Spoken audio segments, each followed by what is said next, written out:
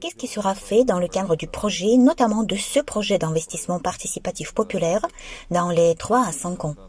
Durant cette période, nous pouvons créer un produit minimum viable, c'est-à-dire une entreprise sans perte qui sera autofinancée grâce au processus que nous allons mettre en place. Nous parlons du développement, de la production et de l'exploitation des dirigeables. La première chose, bien sûr, c'est l'équipe. L'équipe est déjà formée à 95%. La formation de l'équipe est divisée en 2 étapes. La première étape étant la création d'un centre d'ingénierie dans le cadre de ce projet. C'est une étape vraiment très rapide et à ce jour, elle est terminée à 95%. La prochaine étape sera lancée un peu plus tard. Il s'agit de la formation d'un bureau d'études à part entière. Ce bureau d'études sera nécessaire pour la conception et la construction d'aéronefs de plus grande dimension que celui dont la conception est actuellement en cours. Mais nous retournons à l'équipe. Eh bien, on parle d'un centre d'ingénierie qui se transformera ensuite en un bureau d'études à part entière. Mais avant tout, il faut créer une équipe. Actuellement, un aéronef est en cours de création au centre d'ingénierie. Nous avons tenu un conseil scientifique et technique, lors duquel nous avons déterminé que le premier dirigeable devrait vraiment apparaître, d'une part dans les délais les plus courts, d'autre part aussi économiquement que possible. On ne peut pas dire que ce sera bon marché. On ne va rien construire de bon marché. En fait, nous devons construire quelque chose de haute qualité, mais pas trop cher. Nous avons compris que, oui, nous avons déclaré lors de la première conférence que nous allions construire un hangar pour le premier aéronef. On a fait face à la réalité. Il s'agit de l'acquisition de la parcelle, de la mise en service de cette parcelle, de toutes ces démarches administratives. Ensuite, nous devrons faire la conception, effectuer la construction et ensuite, probablement dans 3 ans, ce hangar dirigeable apparaîtra. Mais il n'est pas aussi intéressant de décoller en dirigeable dans 3 ans que de le faire dans 1 an. Et pour faire décoller dans 1 an, le dirigeable doit utiliser une infrastructure existante. Cette infrastructure est un hangar standard avec une hauteur de portail de 12 mètres. C'est la tâche du premier aéronef de faire face à cette contrainte. Et la seconde tâche est d'obtenir des avantages techniques concurrentiels. En général, il fallait choisir la vitesse. Nous avons choisi la vitesse d'environ 120 km par heure et puis tout a été décidé. Son volume, son apparence, le type de moteur, le type de vie, où ils seront fixés, ce qu'ils feront. Ainsi, nous sommes arrivés à la conclusion de créer un aéronef de 2000 mètres cubes. Cet appareil est en cours de conception et il est conçu de telle sorte que plus tard, il y ait par exemple 3 modifications différentes. Nous avons conçu un drone commercial à part entière qui peut remplir certaines fonctions. Et les fonctions qu'il peut effectuer, il y a des avions légers soviétiques qui sont encore utilisés en Yakoutie par exemple. Ces avions y volent constamment. Cela s'appelle An-2.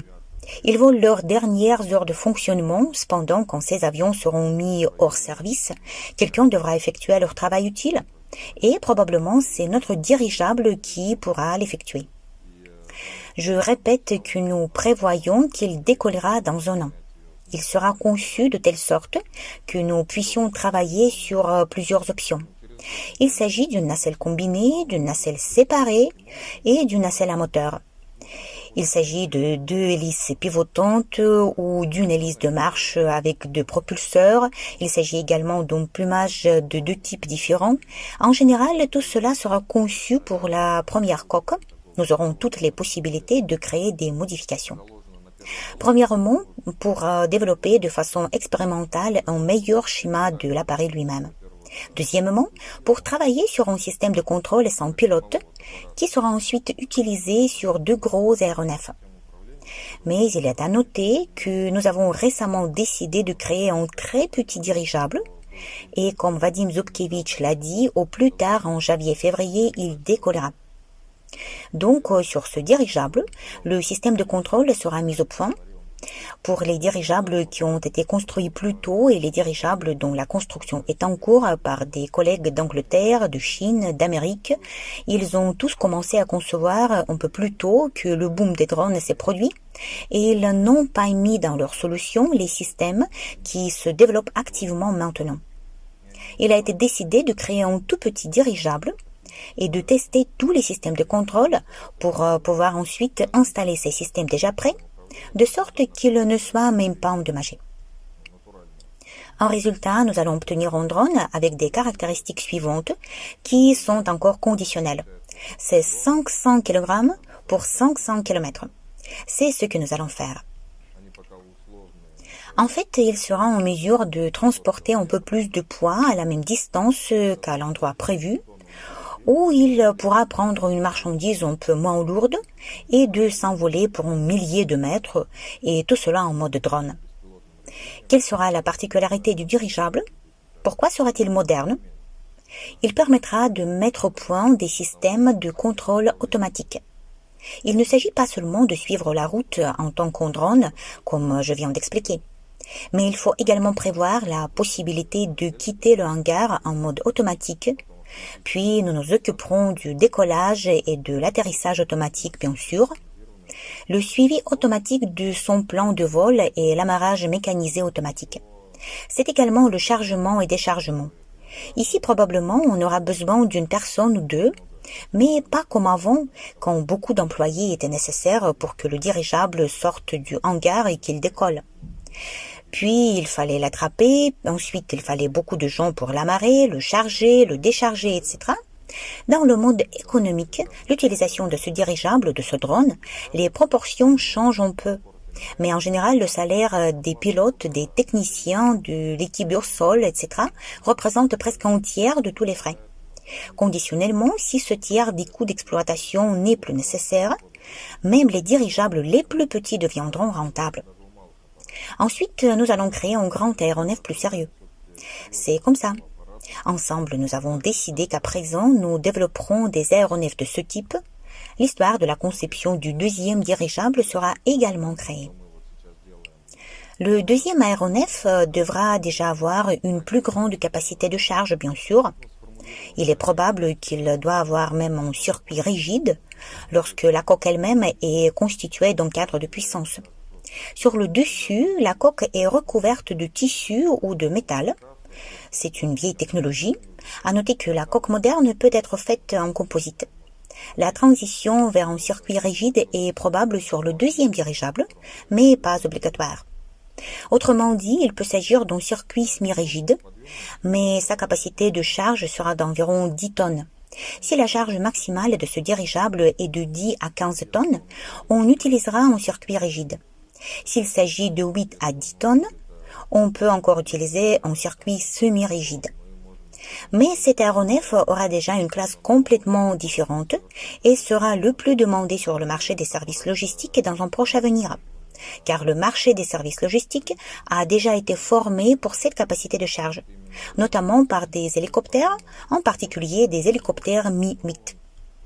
Et maintenant, en créant un dirigeable économique de cette capacité de charge, nous pourrons préciser sa capacité de charge et ses caractéristiques techniques un peu plus tard, lorsque le travail avec cet aéronef sera déjà au stade de sa production.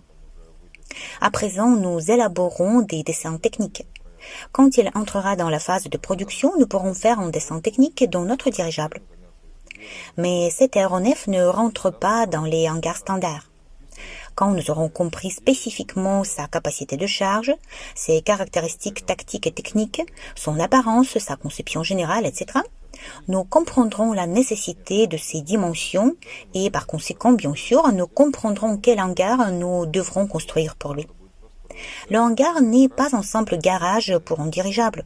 Il est encore une sorte d'atelier d'assemblage dans lequel vous pouvez simplement mettre votre production en série, en plaçant ici 2 dirigeables, en les assemblant en série, en les sortant un par un.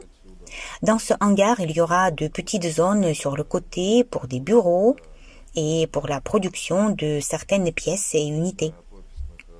Nous prévoyons la construction du hangar à dirigeable. Si nous commençons le développement de cet aéronef dans 6 mois, dans un an, nous comprendrons déjà quel hangar sera nécessaire et comment sera sa construction.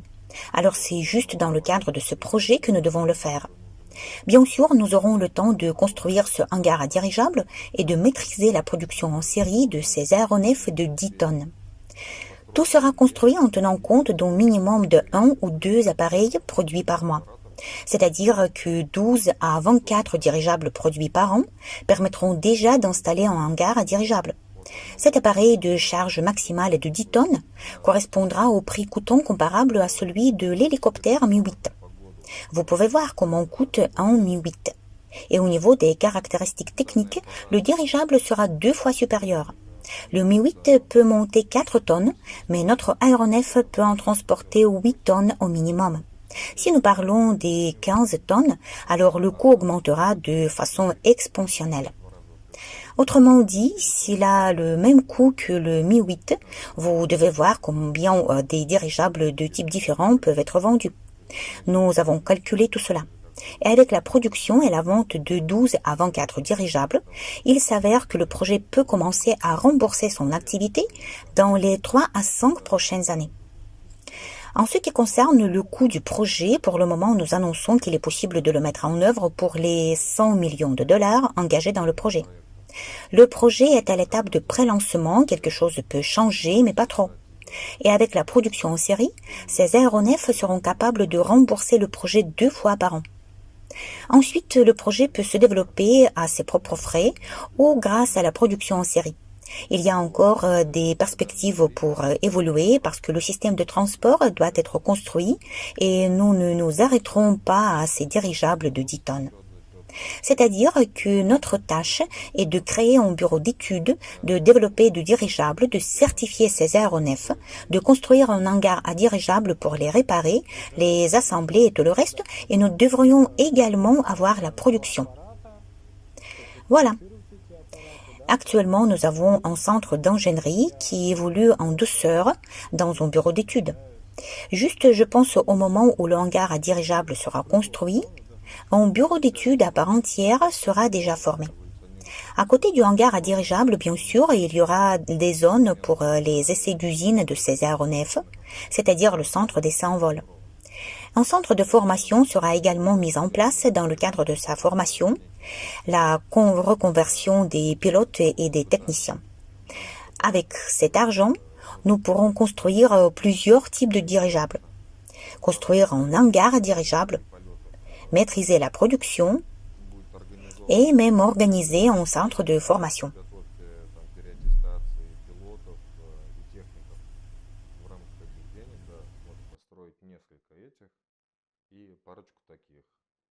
Построить телинг, освоить производство, организовать учебный центр.